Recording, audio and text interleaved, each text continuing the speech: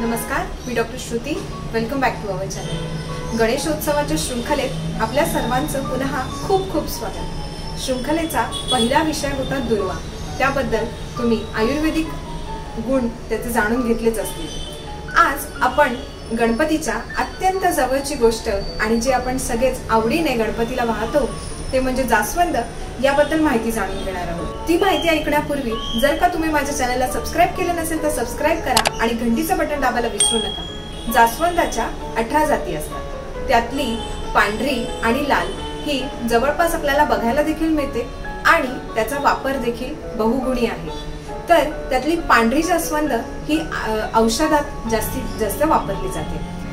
ही सर्व वनस्पतींची माहिती जी मी तुम्हाला या शृंखलेद्वारे देत आहे त्या सर्व वनस्पतींना आम्ही त्या रुग्णांमध्ये वापरला आहे आणि म्हणूनच हे घरगुती तोडगे तुम्हाला मी या शृंखलेत सांगत आहे. तर जास्वंद हे शीत गुणाचं आहे, मधुर रसाचं आहे, वांती म्हणजे उलटी मळमळ कमी करणार आहे, जंतनाशक आहे आणि गर्भाची वाढ सुद्धा करणार आहे. गर्भधारणा बरेच दिवसापासून जर का होत नसेल तर पांढऱ्या जास्वंदांना दुधात वाटून त्यात म्हाळुंगीच्या बिया जर का टाकल्या आणि त्याचं सेवन केलं तर गर्भधारणेसाठी इतर औषधांसोबत त्याची मदत होते. जर का अंगावरून पांढरं जात असेल तर चक्क पांढऱ्या जास्वंदीच्या कळ्या या तुपामध्ये भाजून त्या खडीसाखरेसोबत नंतर खाल्ल्या तर पांढऱ्या अंगावरचं जाणं हे बंद होत.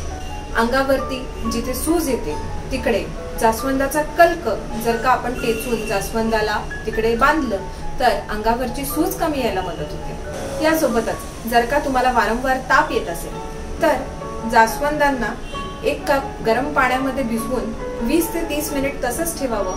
त्यानंतर ते गाळून ते पाणी प्यावं म्हणजे ताप कमी आलेला दिसतो. याला आयुर्वेदात फांट अशी पद्धत म्हटली जाते. केस गळतीवरती जास्वंदाचा उपयोग हा आपल्या सर्वांनाच माहिती आहे. तरी सुद्धा पुन्हा सांगते, जास्वंदाच्या फुलांना खोबरेल तेलामध्ये कढवल्याने ते तेल जास्वंदांनी सिद्ध केल्यानंतर ते स्काल्पला वापरावे. त्याने डोक्यावरचा कोंडा आणि केस गळणं या दोन्ही गोष्टी कमी होतात.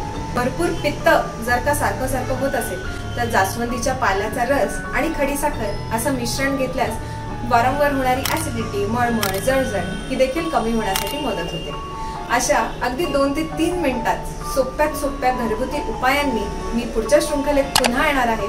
तोपर्यंत नमस्कार.